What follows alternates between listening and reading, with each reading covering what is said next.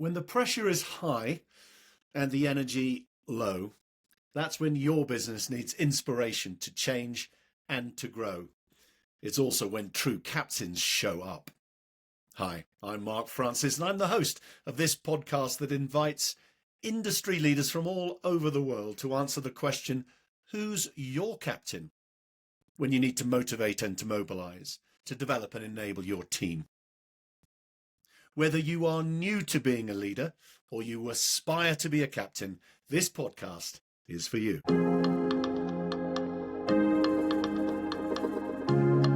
So, serendipity is easily my favourite word because it means like a happy coincidence, joyful fate. And a couple of weeks ago, I was in London visiting a customer called Big Bus Tours. And I saw this amazing new 100% electric bus. And I thought, wow, at last London is coming into the modern ages. Brilliant. I was so excited, took a photograph of the bus and sent it to the chief operating officer and said, wow, amazing. I then that same afternoon had a conversation with Steven Meersman, who joins me today. Steven, welcome. Yeah, thank you for having me. And Steven Meersman is CEO of an amazing business called Zenobe. And we're going to talk all about that because it is such an important and really cool business. In terms of renewable energy, I'm going to very much headline that, and Steven can tell us way, way more. An amazing business. Zenobe, that's named after the ex-queen of Palmyra, I think. Is that right? Is that where it comes from? She had the same name, but actually Zenobe in Old Greek means child of Zeus, and he was throwing lightning bolts around. And given we're in the electrification game, that had a nice ring to it. And the second link is Zenobe Graham, which is actually a Belgian engineer who came up with the dynamo as we now know it. And then after the World Expo in Paris, he moved to England to electrify all the lighthouses on the Kentish coast. So when my English co-founders proposed that as a name for our venture, as a Belgian engineer, it was very hard to object. It's a brilliant name because it's intriguing, it's easy to remember. And you run a phenomenal business. You were one of the original co-founders, now CEO. What's the big opportunity? And it's a ridiculously big question right up front. Yeah. But this is renewable energy, it's battery power, it's electrifying buses. You have over 4,000 buses around the world which are 100% electric, which is phenomenal. What's the big opportunity here? Because it's a huge super trend, isn't it? Renewable energy, super trend. What's your big opportunity? Well, where to start, right? I mean, if you look at it, maybe I'll start chronologically and then sort of try and bring us to today. Originally, we started with three founders, myself, Nicholas Beattie, and James Basden, in connecting batteries to the UK grid. And that doesn't sound very novel now, but in 2016, we were one of the first to do that. And that's because we saw that the UK was an island, not just geographically, but also electrically. There's a few cables running across the North Sea, etc. But overall, we have to stabilize supply and demand every second or the lights go out. Now, obviously, as renewables come in as a cheaper source of energy, that stability function needs to be provided by batteries to make sure that when a cloud covers the sun or there's a sudden lull in the wind, we keep the lights on, or people put their tea kettle on, for instance, all at the same time during a football match or whatever. So we started connecting batteries to initially the distribution grid, solving local problems. But then we saw there was an even greater opportunity to provide more value by connecting batteries to the transmission grid. And these are effectively the super highways of the electricity grid in the UK. And they bring, for instance, wind in the form of electrons down to the south where it's used. And by being there, we can have a much greater sphere of positive influence on the grid, and then obviously also hope to make a bit more money that way for our investors, because obviously this is a very capital intensive business as well. That's how we started. Now, quite quickly, we realized that as we're solving problems at the first mile of the grid, if you will, like close to generation, there's also an emerging problem further downstream. Because if you electrify a bus depot, typical bus depot is 200 buses, all of them with about 10 Teslas equivalent battery on board, or even more now. if you charge them all at the same time, the power might not be locally available. So how do you get around that? Well, you can first try and make sure that people drive them as energy efficiently as possible, because then you need to use less power, therefore need to put less power in at night. Or secondly, you can start smart charging and not charging them all at the same time. But if you're in a city like London or Manchester, where buses might run 24/7 or nearly, that's quite difficult. Oh, thirdly, you can get a big, massive grid upgrade, but then they need to dig up the roads, go under rivers, over bridges. That's time consuming and expensive. Now, what you can also do is put small batteries inside the bus depot that during the day help balance the grid and keep the lights on, and at night boost the existing infrastructure so you can get all your buses charged and on the road on time, every day, reliably, and preferably at the lowest cost. So that's the second opportunity that we got into in 2019, initially in Guildford, charging some buses for Stagecoach. And now that's actually gone, I wouldn't say quite global, but we're in 11 countries now, I think. And we started expanding our services because grid is one challenge, but the second big challenge is the cost, right? These things do Yeah. cost more on Yeah. day one, even though they're cheaper to run and not as prone to geopolitical shocks as the Strait of Hormuz closing, Oh, for yes, instance. exactly. Um, you need to drive them a lot to earn the value back. So we help our customers with that. And also we help reuse the battery at the end of its first life from the bus. So it doesn't have the range anymore to do 250 miles around Oxford Street or whatever. It can still run sprints. So then we take these second life batteries and we put them anywhere you could normally put a diesel generator. We did a concert with Massive Attack. We were powering a few tower cranes at Sizewell C, and we're saving people money in the process. And I think that's sort of the underlying core, mission, if you will, is we want to make clean power accessible, and also we want to make clear to everyone that the ecologically sustainable can be financially sustainable, and actually it's a must if we want to adopt these things at scale. So if you look at the business today, you've got James Basin, who runs our grid scale battery business, together with Semi, myself, with Tim, run the EV business, and then the portable power business run by a chap called Rob Long. And we've also brought in a group chief exec, Donald, who's helping us. Yeah, there's a whole organization to be fed, and shareholders to be managed, and capital to be raised, etc. So there's definitely never a dull day. And in terms of opportunity, where to start, right? I mean, the electrification of buses, we've now gone into trucks. We've just acquired a business called Revolving California, where despite the rhetoric in the White House, actually electrification has accelerated underneath the Trump administration, particularly in heavy duty, which is, I think, interesting because people like saving money regardless of political affiliation. And I think the other bit is the portable power side is tremendously exciting for a few reasons, right? If you can make it more valuable at the end, you can make it cheaper at the start, which means we can convince more people to electrify and get the benefits. And also it speaks to the imagination, right? If you say, well, we're powering a film set with Tom Cruise with a second life bus battery that used to drive around the corner, for some reason people get excited about that. Well, Stephen, it's just a joy listening to you. It really is, because what I get is a business in Zenobe which is connected to the grid. This is a big thing because a lot of electricity is needed to run a bus in London, or a truck.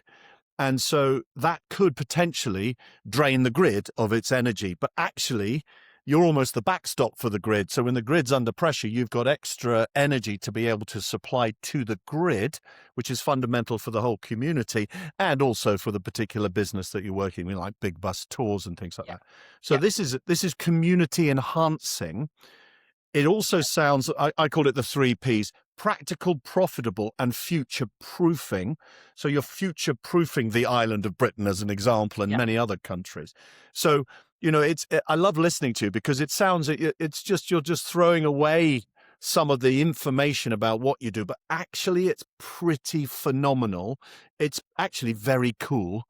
So I'd like to take you back again. When you first started as co-founders, and you sat down in the room for the very first time, what was the vision of those 3 or 4 core founders? That's actually really funny, right? Because James, one of the three founders, he knew Nicholas and he knew me, but Nicholas and I had never met. And then what happened was I was in Switzerland at the time. And I got a phone call from James, and he said, "Well, I've got this friend of mine that you need to meet, Nicholas. He's looking at doing this thing with batteries. It's all very interesting. I invested in a solar plant with him somewhere in Northampton." And I said, "Oh, I'm both happy and sad that you called me, James, because I was looking at starting a battery business in Germany, actually, for these last few months. So it's a bit annoying that other people are looking at this as well. But sure, I'll come over. I'll come over to the UK and meet Nicholas." And then James, obviously, he'd sold his business to Oliver Wyman a few years ago, so he still had to do his tenure a bit there for a couple of months. So suddenly, I'm sitting there in the room with Nicholas, and you couldn't pick two more different people from the street doing this intense thing, which is trying to see if we could buy some of these small batteries dotted around the country and turn that into a business, and at the same time try and find people who would give us money for that.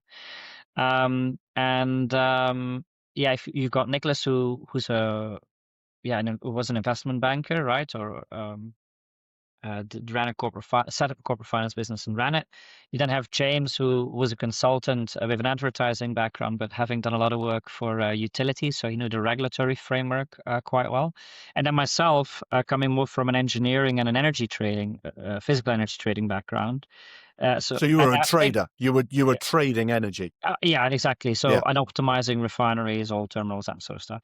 And the interesting thing there is that actually these three pieces are very complementary, right? Because to build these power plants, you need capital, but in order to get capital, you need to make sure these things work. And then you also need to decide what work do they do? What is the most valuable in the current ecosystem or regulatory framework? So the fact we had sort of three legs to the bar stool, if you will, I think made it quite stable and allowed us to move a lot quicker than if we'd just been one individual suddenly having to span this huge breadth. And to me, that was that plus the fun that team complementarity, and then the strong fundamentals of the UK being an island, but also quite advanced in energy policy, etc., and ease of doing business was one of the reasons why I dropped the German project and slowly off time started working full time on what became Zenobe together with Nicholas and James, and then So I love this because you've got three people who have very different brain wiring, and then the combination is dynamic. And so in that first or second meeting, the early days, how did you then elevate that conversation? Because there's a practicalness, isn't there, about what can we buy, what can we get, how can we get funding? But this vision point oh, about how did three very different people say, right, here's the big picture, the opportunity in the long run? the big picture was, like I said, the UK is an island, so we'll to an extent have to solve these challenges of high renewables and rapid electrification quicker than anyone else. And the biggest gift you can get, I think, is a very well-defined problem that somebody throws in your lap, right? And you sort of look at this and you're like, well, it has to go that way because how else are we going to? Then you start looking at alternatives. You do some high-level back of the envelope math, and you realize that no, this is sort of inevitable. The only question is the speed, Mhm. and who can execute. So Yeah. we were also blessed being capital constrained, right? So we tried to raise money from venture capital. They told us it was too asset heavy, right? Too much hardware. We went to private equity and they told us, well, come back when you need 100 million. We did do that in the end. Yeah, good for you. And then we spoke to infrastructure funds and they said, well, come back when you've proven it and you've got some more stable cash flows and contracts. And we then had to go the private route and come to the realization that a lot of our friends are financially more successful than us, which was helpful when we were raising money. But also they brought more than capital. And again, coming to that complementarity, we had someone who built a large energy brokerage business and analytics business and sold that to Accenture. We had an FD from a mining company and a Shell non-exec. We had a large energy trader. We had a large shipping magnate. We had other bankers, and everyone sort of knew something tangentially about the energy industry, and those connections and challenge that we got from like questions, convincing these people to part with their hard-earned money, actually turned the large vision or ambition into a concrete set of steps, or I'd hesitate to call it a plan, but it was something close to it. And we had to take risks very incrementally. I see it too many days, startups getting cursed with too much money, with too little conditionality around it. And they're not forced to develop the discipline of counting every penny twice, and also breaking down their ambition into a set of discrete steps, right? We initially raised £700,000, I think it was, to do due diligence on a few battery sites where we wanted to develop these things, and a few operating ones that we could buy. Once we'd done that, we said, hey, we now need 10 times the money. We need 7 million to actually buy these things we did due diligence on. After we done that, we're going to take a bit more risk and develop a few of these things ourselves, but get one big firm to build everything. The next step was, well, actually, that firm's, doesn't know it either, right? We want to specify things more. We want to buy the batteries ourselves, buy the equipment ourselves, and then get somebody else to electrically connect it.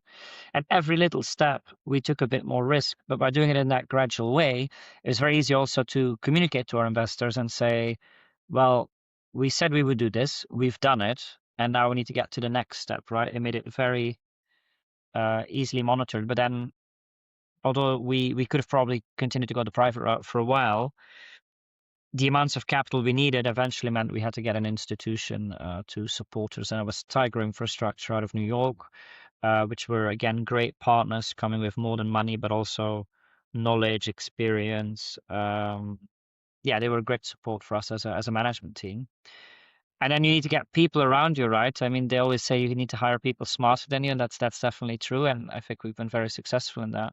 But also, again, keeping that, to use a Dutch football analogy, sort of this whole, we needed people who were had deep expertise in, say, 70%, right, playing one position on the field, but then 30% of their skill set was something else, or understanding these other specialists.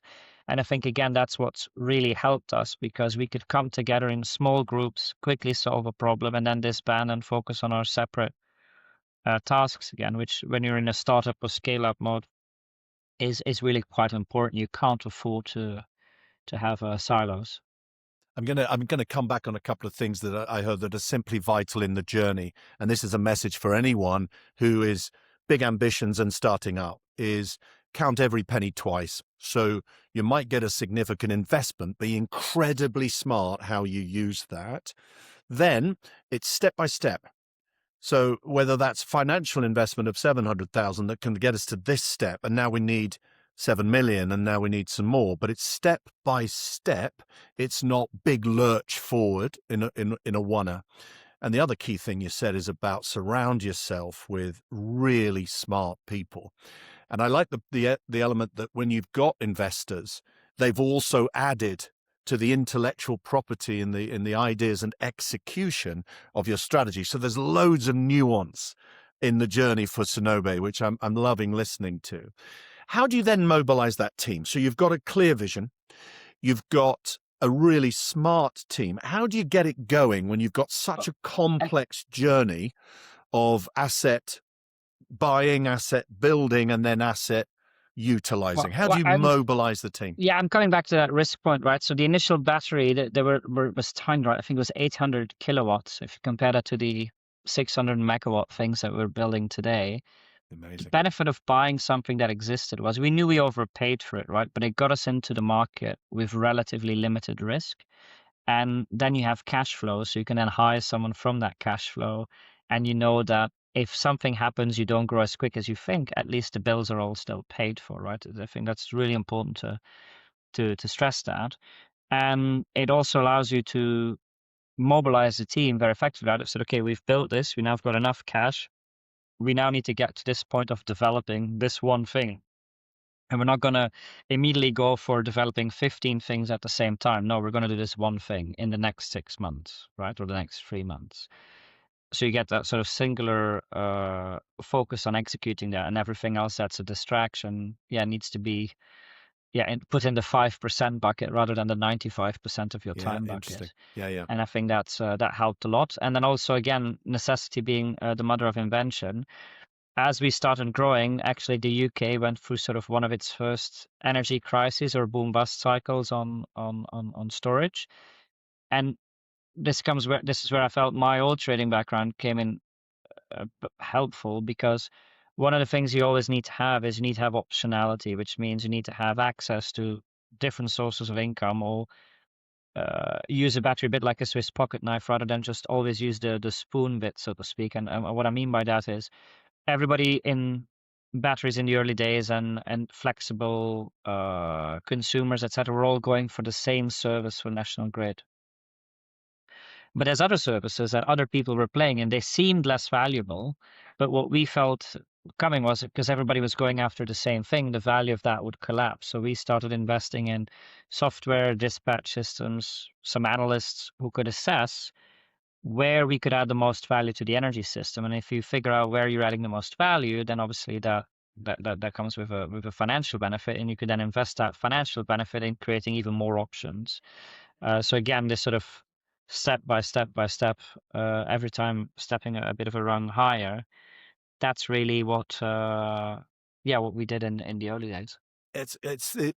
I'm gonna come back to this first bit of serendipity about Big Bus, and I'm going to show. Here's the photograph of 100% electric Big Bus in London. Lovely sunny day, and that triggered for me because I just thought, great, this is exactly what London needs, and frankly, what Big Bus as a company needed. And I'd love you to tell me, how do you get it to that point? Because there's so many different things that need to happen in Yeah. order to get a bus Yes, charged every day, etc. How do you do I that? What's the even with what's the flow? even with diesel buses, right? I'd highly recommend, if you're given the opportunity, to spend some time in a bus depot at night, right? Because Yeah, during the day all the yeah, buses are out. And once you go in these depots that are often hidden behind nooks and corners in the city, you suddenly realize that, oh my God, there's loads of these buses. I didn't know, how did they fit them all in here? And then at night, it's like, well, how did they get them all in, get them all out, washed, fueled up, exactly, parked, exactly. repaired, etc. And it's only through the efforts of a vast team of engineers, mechanics, cleaning crews, drivers, etc. So you get a huge amount of respect for that. Um, and you also learn some funny things, right? Like a lot of buses don't have fuel gauges. They just top them up for 2 days and run them out, right? So if you suddenly go from that, and now you say, okay, now we need to run electric, and you've got this little meter in the morning that hopefully starts at 100%, and every few kilometers it drops a percentage point. As a driver, that's absolutely terrifying, right? Because before, oh, I had Nerve-wracking, fuel yeah. for 2 days, right? Yeah. Should I turn the HVAC on as much as I'm doing, right? I mean, all that sort of stuff. So it's a huge shift in operation in an environment that relies on critical uptime, right? Like also bus drivers, for instance, while they're driving on the road, they need to arrive every few minutes at a stop if you're on a scheduled service. Now, obviously you can't speed to catch up because that's dangerous and not allowed. So how do you make sure you stay just enough behind the previous one so people get their bus every 8 minutes when you're dodging scooters, you've got people coming in and out, more people getting on than you expected, etc., etc. Again, hugely complex. So if somebody like that says, well, now you need to electrify on top of that, and you need to put infrastructure in these depots where you Mm-hmm. barely have space to park these things, let alone fit 30 chargers, again, huge stress. So you start looking for people who may have done something similar to that and who've got an appreciation for high uptime. Now, with our grid scale storage stuff, we know high uptime, right? I mean, we're operating at 5 nines or more. We now need to respond to any requests from National Grid within 100 milliseconds or less, and with less than 3% error margin, and send 72,000 data points an hour per battery. If we miss Wow, one data point, we don't get paid, right? wow, yeah. So we understand critical uptime. So, and that's what we then brought to the bus side. So, well, actually, you've got a challenge with a grid connection, well, we can put a small battery there, so that actually we bring the cost of that thing down massively. We can So that means small battery in the bus, in the depot, and then in the like a fuel depot. And tank. is what's in the bus then? How does that work? What's the That battery connection? just gets charged, right? So if you look at it, the grid is a Just bit charged. like, I mean, I've used beer analogies here before, which usually work. So say you can drink 1 beer an hour, right? That's a grid connection of a megawatt, let's call it. The problem is because you're out 12 hours of the day, you can only therefore drink 12 beers, right? 12 times 1 hour. So that other 12 beers is getting lost. So now, if you say, well, actually, I need to drink 24 beers, again, don't recommend that, particularly not if you're getting behind the bus. But you can do that in two ways. You can increase the size of the pipe, so you get 2 beers an hour arriving for a period of 12 hours. Or you can make sure you catch the beers that get lost. And that's where the battery in the depot comes in, like the fuel tank, right? While the bus is out driving, it tops itself up with that 1 unit of energy arriving every hour. And then when the bus is in, it releases 2 units of energy every hour so you can get the required energy in the bus. That's how that helps. Saves cost, saves time. And then during the day, yeah, I can earn some income from the grid, so you can lower the service fees that you need to charge the bus operator than if they did all of this by themselves or with a grid connection. That's sort of model one. And the way that happened was again serendipity, right? So as I said in the beginning, we were trying to raise money from friends, family, and fools, and one of those people that we reached out to through a Scottish connection was Brian Souter, who started Stagecoach and then also helped Alexander Dennis back in the day. And he said no, because, well, he's like, we were just a battery business, right? He's got 40 food containers in fields. This has got nothing to do with me. And I said, well, you are an investor in this company called Alexander Dennis, which has just partnered with BYD to start making electric buses. Could you put me in touch? And he put us in touch with the engineering director, and we sketched out this whole thing about batteries in depots, guaranteeing service to the bus operator in terms of your vehicle leave on time, financing the batteries on the buses, reusing them in a second life. We sketched all of that out on that first call on a piece of paper. And I was so excited, right? We just started this business, and it turns out maybe we've got an even bigger business on our hands. And I said, okay, so what do we do now? And he's like, oh, we won't need that for the next 10 years. Yeah, so, it's not on trend yet. Yeah, it's not on trend yet. And then two years later, we got a phone call for a first project, right? Say, hey, do you still have that napkin? It's pretty much how that went. And we did, That's right? Cool. So that's really, again, serendipitously how we got in this. And you might say, well, that's a completely different business, but it's not, right? We're connecting large loads or large generators to the grid. We're financing heavy assets, which are at least a third to half the cost of batteries. We're managing critical uptimes in for critical infrastructure, and we're guaranteeing that people can have the use of something without having to own it. Am I talking about our battery business or our bus business? It's the same. And I think that's the exciting bit here. Because now we're also, for instance, if you look at bringing it back to Big Bus, they're perfect perfect party to be a leader in this, right? City sightseeing buses drive in the city centers, right, where noise, pollution, all these things are of key concern, and typically where you have low emission zones. They run their vehicles for much longer than a typical transit fleet. And they do a lot of start stopping, which with diesel is awful, but with a battery you regenerate, right? And they stay close to base, right? So they don't need a 1,000-mile range or anything like that because, well, they're stuck in traffic most of the time. So they're a prime opportunity. And then because they can take that long-term perspective, right? They say, oh, we're going to run this bus for the next 20, 25 years. You can say, well, I'm going to buy a new one and do this. Or you can even say, like Big Bus has done in cases, you can retrofit a diesel bus that's about to have its first engine overhaul and say, well, rather than putting a new engine in, why don't I put a new electric drive in, right? So they have all these options. And by taking that long-term perspective, doing the math, finding a partner, they can move faster than others. And hats off to them for not just being able to move faster, but also doing it. Yeah, and I'd love to talk to you about team now, because I get a strong flavour, Stephen, that you're very involved. You know, if there's a big problem, you might be in the depot overnight watching before you solve. So you're at the hands-on. How big is the team in Zenobe, the global team? How big is your team? I think we're about 340 now. Yeah, it's gone quick, right? From three guys in a Costa Coffee on Piccadilly, interviewing our first employee there in the basement, right?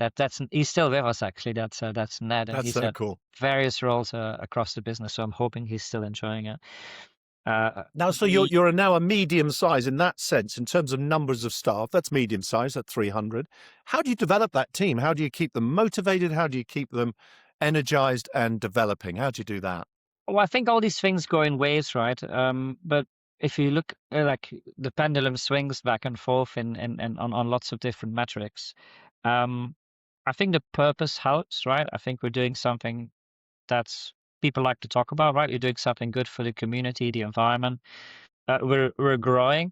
I think that's also always exciting to be part of a growing business, and we're solving big problems, which again sometimes small problems, but it's exciting, right? And we're now of a scale that there's always something to solve, right? We had an analyst come in and said, "Oh, he proved that we're by dispatching slightly differently, we could reduce energy losses by 1%." Now, 1% on one bus, you would say, well, that's not worth anything. But if you apply that to 3,400 buses that do 200 plus miles a day, every day of the year except Boxing Day, for 15 years, well, that person's just secured his employment for the next 60 years, right?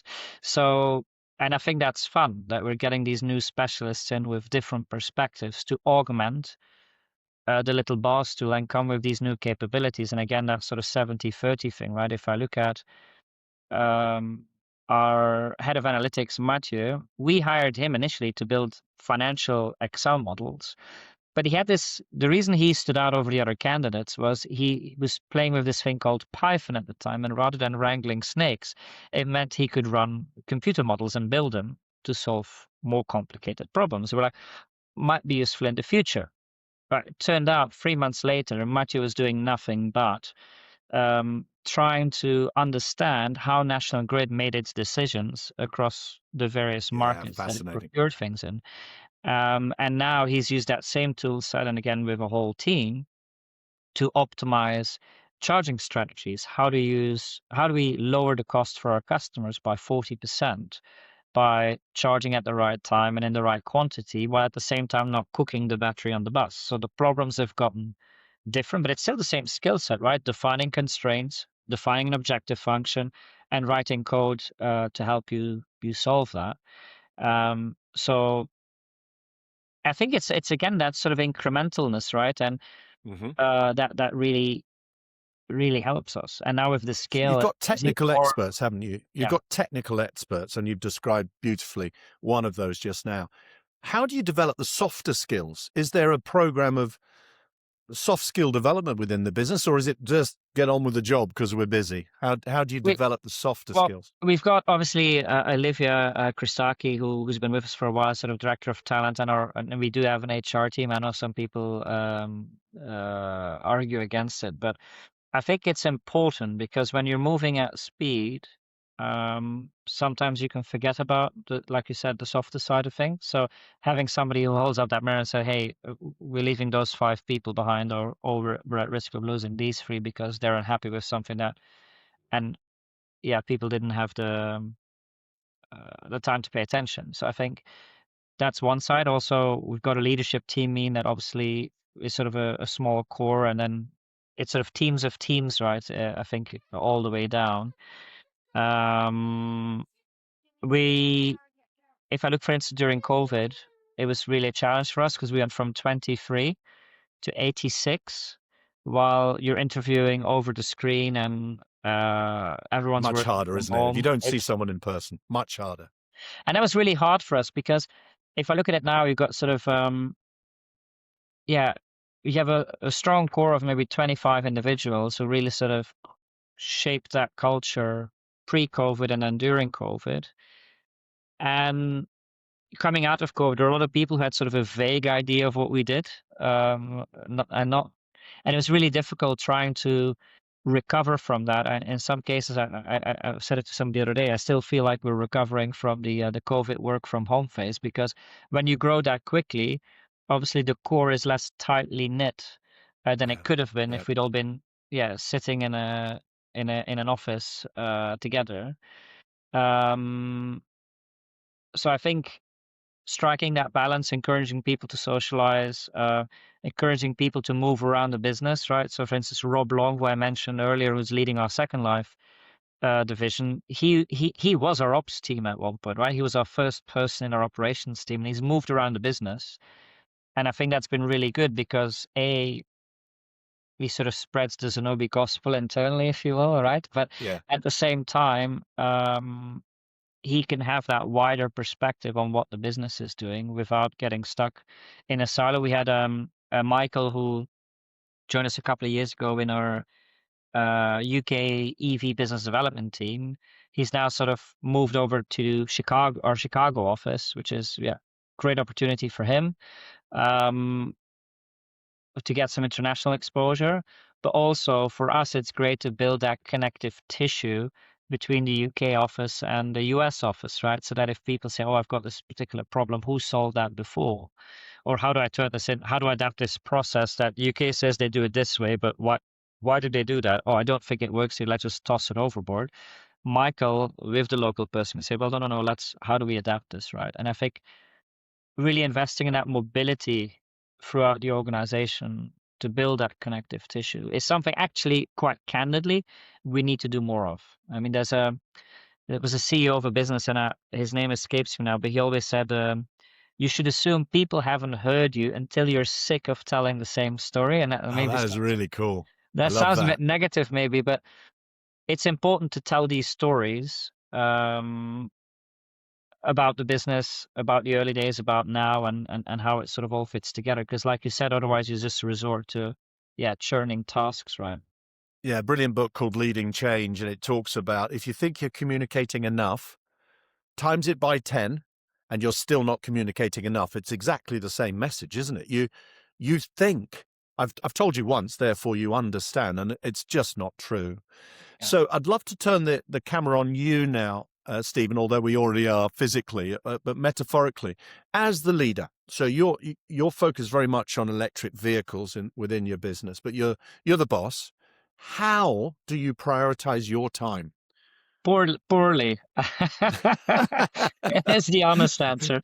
Um, it's challenging, I would say, because obviously with an organization that grows, I think one of the challenges is also as well, you've got to grow with the organization. And obviously, if the organization is growing if you look at revenue wise, which I guess sort of a pool metric, but 60, 70% a year, we're adding 5 countries as we speak. It's step changes, right? And sometimes it feels like 2 steps forward, one sideways, one back, and then five Yeah, forward, like a very poorly timed waltz or something.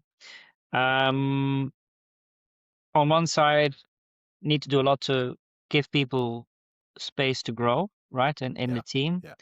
But on the other side, you also still want to do the things that initially got you into this. And So I excite think you, and that that you're good at. excited, yeah. Yeah, Yeah, and yeah. I think that's a continuous challenge, I think, for everyone. I haven't really met anyone I would say that's really cracked that nut. So what I'm It's trying to actually do now, it's actually why I call the podcast "Who's Your Captain," yeah, because you're the captain, but also you've described beautifully several other leaders in your business who are captaining areas of your business. So who's your captain is you, and it's who you delegate to, that ownership of major elements of the business to someone else who then captains it, right? And that's that balance of how much are you doing and yeah, how much are you delegating is the tough one, isn't it? yeah, and I think one of the big shifts for me has been trying to get out of the day to day while Mm. still having the finger on the pulse of what's really alive with the customers, and making sure we keep bringing in the external perspective rather than start sort of Yeah. navel gazing. I'd say that's my primary function at the moment. And secondly, it's telling these stories, as you pointed out, internally and externally. And then thirdly, because obviously I was never going to let go of that, is staying out of the way of the people running the day to day. All right. Yes. While at the Yeah. same time still setting direction and sometimes challenging the direction that they're setting. in a way that doesn't undermine their authority, right? So I'd say those are the three main. The Yeah, three. beautifully described. A good friend of mine, Mark Fritz, who's a leadership guru, talks about great leaders are nose in, fingers out. So you're not getting involved too much in the detail because you've delegated that, but you are keeping a watching eye. You're there to support, your advisory, but you're not deep in the detail. So it's nose in, fingers out, which I love. I'm going to share with you. I'm going to share with you, Stephen. I go to AI when I'm about to do preparation for an interview like this, and I ask them a couple of questions. One is about Zenobe as a business. What do you think of Zenobe as a business? And the answer was really good. It said, it's a very cool business. And it gave a list of the reasons why, because you're at the forefront, and this is what it said, of the multiple mega trends of electrification of transport, renewable energy, energy security, government climate policy. So you're right in that sweet spot of the multiple mega trends as a company. And then I said, tell me about Steven Meersman. So Stephen with a V, Meersman with two E's, because you've got to make sure it's the right one. And it Sometimes I said get this. two N's as well. Oh, no, that's not good. That's not right. That's not right. So these are the top three. There were several things that ChatGPT said make you special, Stephen. I don't want to embarrass you, but here they come. Number one, absolute, this is its language exactly, absolute pioneer in battery energy storage. This is you personally now, absolute pioneer. Second, real world impact on decarbonisation. And number three, someone who leads by bridging finance and engineering for the betterment of the community. I should get that to update my bio and my LinkedIn. Isn't that good? I mean, it's good. It's why I'm thrilled to be chatting to you, Stephen, because there's so much magic in what Zenobe does. I genuinely feel that because it has a bigger purpose. And then it solves the smaller problems. I say smaller, but they're not small problems if you're the company or indeed the government that needs this extra energy that you provide. So you're a solution provider, but there's a bigger purpose, which is helping the wider community. I think that's, you mentioned this earlier, that purpose is why the 320 people that work for you want to work for this business, probably, in that sense. So what's next? What's next for Zenobe? From your point of view? And this is where it's hard to get out of the day-to-day, I'd say. I mean, obviously, we're expanding in the US or North America a lot, right? That's Canada and the States. Trying to get deeper into Europe through Germany, if I sort of put a geographic lens on it. We've made quite a bit of headway in Spain, so it's important to solidify that. Same in the Nordics. I'd say if I look at the problem another way, is that electrification comes in waves, right? So first it was the grid, then it was public transit, then school buses, then vans and passenger cars, which is not so much our business. Now medium and heavy duty trucks are coming. So how do you adapt our business model for bus to heavy duty and medium duty truck without sort of losing yourself, right? I think that's one thing. And then also looking at, well, what's beyond that, right? Like the stuff we're doing with second life instruction. So it's sort of like, I'm not a big surfer, but it's like, how do you catch the next wave without leaving the current one entirely? I think that's what's next. And building scale, right? I mean, mustn't it? We're now at 160. I think at 160 depots around the world. Wow. And every time we make new mistakes, right? That's what I always joke with our customers. What you buy is not having to make the same mistakes we've done before. We'll make new ones together. And I think that's very much true, is that continuous learning, then capturing those learnings and rolling it out across the scale. I think that's what excites me about where we are today. That's really cool. One of the programs I run, we're a learning organization, the Uspire partnership, and one of the programs I run is concept selling. And the example I use is right in your space, because I talk about in Norway, in Norway is a country I work in a lot, 3 out of 4 new cars that are bought are electric. In Australia, it's 1 in 10. And so it's only just beginning to be bought, the idea of electric cars in Australia. And yet you're succeeding in Australia. How do you do that? How do you win that that battle of concept sell? Well, I think the thing is geography, right? And we sort of started this conversation with the UK is an island. Well, Australia is also an island. It's a big So one. there are a lot of similarities on the grid side. Is that well, you sort of have to solve it yourself, right? You can't wait for Yeah. someone else to do it. What's even more challenging for Australia is that it's a big island and everybody lives around the edges. So the grid is weaker. And also distances are larger. So if you look at, well, why might penetration be less there as well? People drive larger distances, right? And Yeah, if you're going to drive Melbourne to Perth, you need a lot of grid and stations. it's a little bit warmer as well, so you need a bit more HVAC, which will eat up another 30% of your battery. Yes, indeed. So we gotta, if we're comparing them or trying to judge them, I think we need to do that on a level playing field. But I do think there's a lot of opportunity there because again, it's an island, so a lot of stuff gets imported. I mean, they do export a lot of stuff as well, but if you can avoid having to import some stuff, I think that could be interesting for them. I also think because the grid is so fragmented, the opportunities for our ecosystem are even greater, right? They need grid scale batteries, Yeah, and there's been a fascinating. huge, massive build out already happening. On the fleet side, buses, etc., actually they're moving quite a lot. There's some cool companies that are really trying to solve that long haul uh, freight electrification game. They're Yeah. running electric ferries, right? Which I think is also really quite impressive.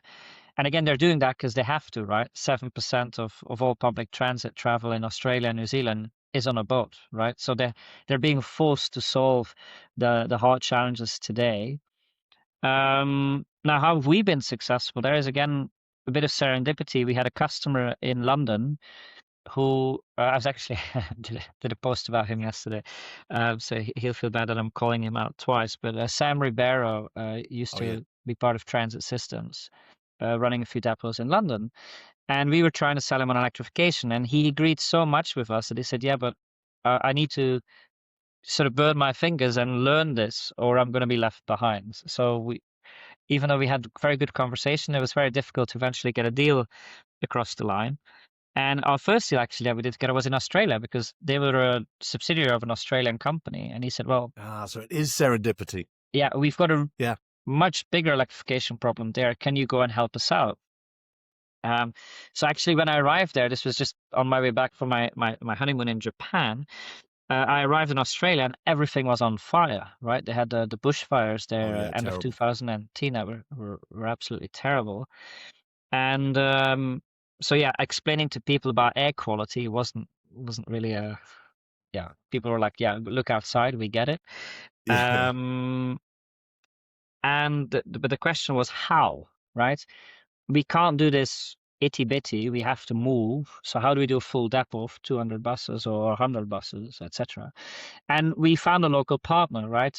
James, in his old consultancies, had worked together with some people at Transgrid, the local utility. Connections.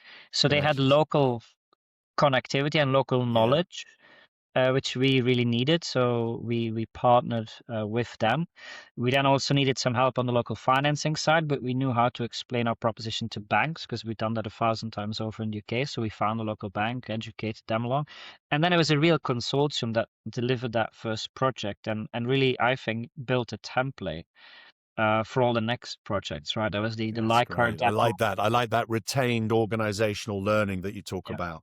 Yeah. From each separate project, there's more learning from mistakes to an extent.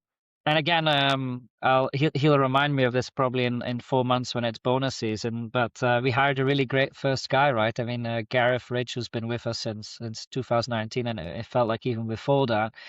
Yeah, he's really built out a team and been able to get the support he needs from the UK, but also been able to push back and say, no, this is how we need to do it here in Australia. And I think he's been Brilliant. with we have Peter Key now in the leadership team there as well.